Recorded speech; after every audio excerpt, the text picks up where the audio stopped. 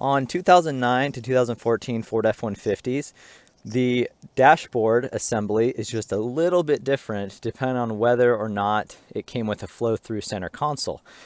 This isn't a big problem until you go to install, retrofit a flow-through console like I have in this truck, and you'll find that you're left with an awkward triangular void where on the factory dash that the console would have come with, it would have come down and met right down at the bottom of that trim panel. But because this was a non-flow through console, this truck originally had a bench seat. It had a slant downwards that you can kind of see. Now that's a little unsightly and it kind of irks me. And if I ever go to sell this truck, that may be something that someone looks at and decides to pass on because it looks a little non-factory. So we have a solution for that. It involves a little bit of modification, but it's pretty straightforward. So all we need to do to remove from the actual vehicle is take these two panels, one on each side. So we're starting with the passenger side. Now you already know how to do this if you installed this flow-through console, but it's just as simple as popping out the three clips. One up top, one here, and then one in the very back.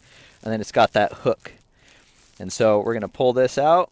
We'll do the same thing to the other side and we'll take them in and glue these up. On this side, it's exactly the same.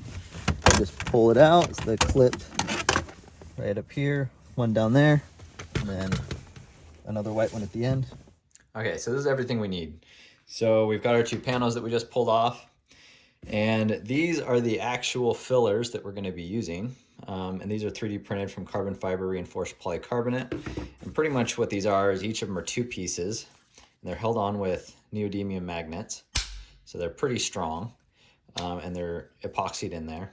And you'll see that each side shows, it's for right hand and then for left hand. So the way this is going to work is there's not a lot of areas to fasten these guys on. So we're going to have to get a little creative, and we're going to be using these areas right up here where there's some notches from the injection molding. So we're going to get so this is our left side. So we'll start with our left side and we'll separate it and set the exterior part to the side. And we're just going to test fit. So the size of this, if you look at it, those notches should align with your notches here. So you're going to line it up and you're just going to push it in. Now this isn't sturdy at this point. This is what we're going to be gluing. But to kind of test fit, this is what it will look like when the exterior panel is removed. So we'll test fit it on there. Now, this is not an exact fit. It's really close, but you'll see that there's a bit of a contour to the factory panel.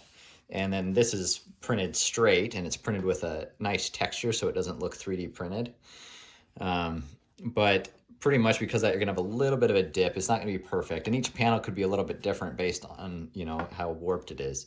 So because of this, when we're test fitting it, our main goal is that we want this corner to be flush and this corner to be flush, right to the edge and not sticking out, and then right to this point and not sticking out.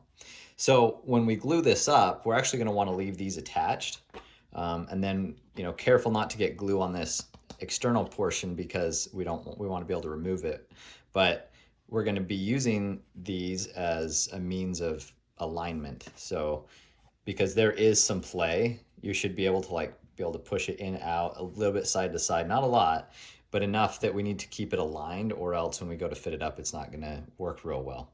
And using an epoxy like this, we really only got one shot. If you have C-clamps, I would recommend using them. I don't need them in this instance because I've already fit mine up. But what I would recommend is having some C-clamps and have one part of the clamp right here and the other part right here. And once you get it aligned right, just keep that nice and tight until this glue dries. Dries really fast. The epoxy we're going to be using, you could use super glue, whatever. I like a two-part epoxy, and this one is the JB Weld one that's meant for plastics. So we're going to be using this. You're going to want to clean it with any kind of cleaner, soap, whatever. I'm just going to use this glass cleaner that I had on hand. But before I do that, and this part is optional, you don't have to do this, but I'm going to take a Dremel and I'm going to scuff up the areas that the epoxy is going to be sticking to, and that way it just gives a little bit more to bite. I'm not trying to take off material, I'm just trying to roughen it up.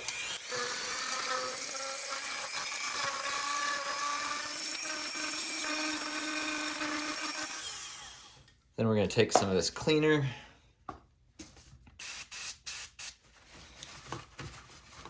Now, regardless of if you decide to scuff it up at all, or if you use sandpaper or whatever, even if you don't scuff it up, definitely clean this, because if there's any dust, like for example right here, there's dust. We're not obviously gluing at that spot, but if you have dust like that over here, that's going to affect the ability of this glue to work. And the last thing you want is to glue this all up and then it just pops off at some point. It's a lot easier to do this right the first time. So now that we've got it all dried up and scuffed, we're going to take our two halves and make sure that they are attached. And then we are going to take our lid off of our epoxy, or super glue if you're just using super glue. But like I said, I think it's better to use a two-part epoxy. Okay, so this stuff sets up in less than 15 minutes. So you've got time, but I wouldn't dolly too much. So I'm just gonna put this in here all along these edges, anywhere it will touch. It won't touch all of it, but rather have it have better contact than worse contact. So we're just gonna slather it all over the place. Now stay away from this outer lip, because we don't want it oozing out over and touching the exterior part of the panel.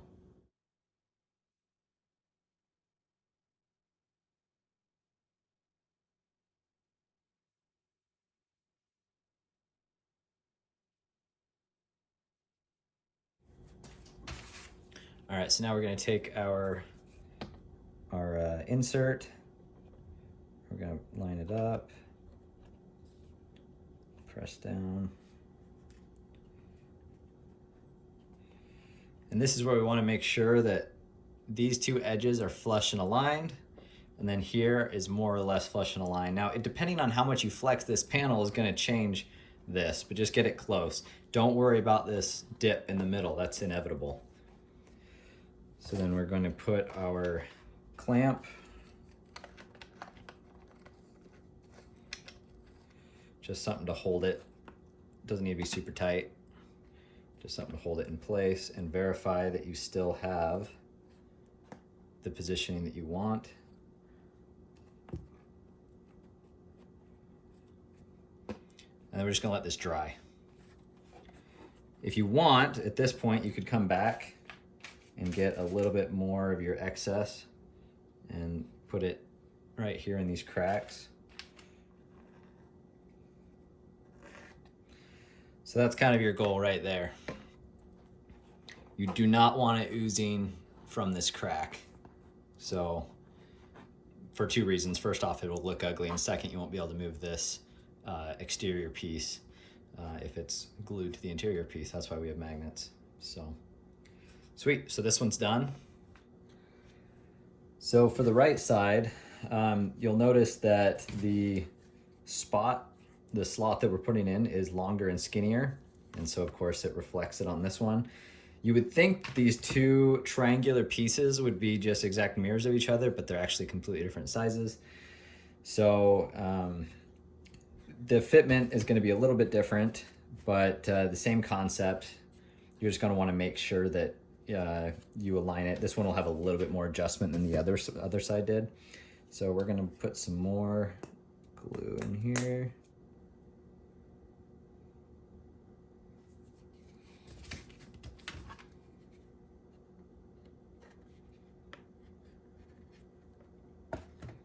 So this one you should be able to slide a little bit more that way or that way. Tiny bit of adjustment in there. and it doesn't fit as nicely as the other one just because of the weird waves and geometry of these factory panels. But once it's all installed in your truck, it'll be a lot less noticeable. So we've got it all installed here.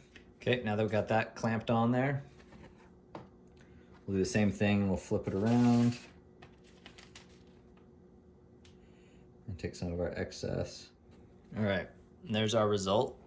So this guy too, we're just gonna make sure that we've got it flush right there, and then flush right here, which I can just barely see that nub. And then these guys are gonna dry for about 30 minutes. So here are the finished result. It's been about an hour and it's still a little tacky, so I'll probably I'll just wait till tomorrow to go ahead and install these, so I don't risk possibly this coming undone before it's fully cured. But to remove these, all you have to do is slide and they will pop off. Now, obviously this interior plate, should be a permanent part of this panel. And then this part, it just snaps on there. And it should now be nice and aligned with where you positioned it while the glue set up. However, to get these off after you've installed this panel, I would recommend, if you need to take this off, just remove this entire panel. Because if you try to put a screwdriver under here and pry, it's just like almost a razor thin edge. So it gets a nice flush fit up against the dashboard. And so you don't want to put a screwdriver or anything under here or put any pressure here ever, because you could snap the edge. So you don't want to do that. You could put probably a trim tool underneath and press here, but it's going to be really tightly pressed from the surrounding panels. So I would just recommend pulling it off by removing the entire panel. So here's the left side and here's the right side, and it turned out pretty good. So we'll wait till tomorrow and we'll install these and finish it up. So now we're back at the vehicle and we're going to take our newly modified panel and reinstall it.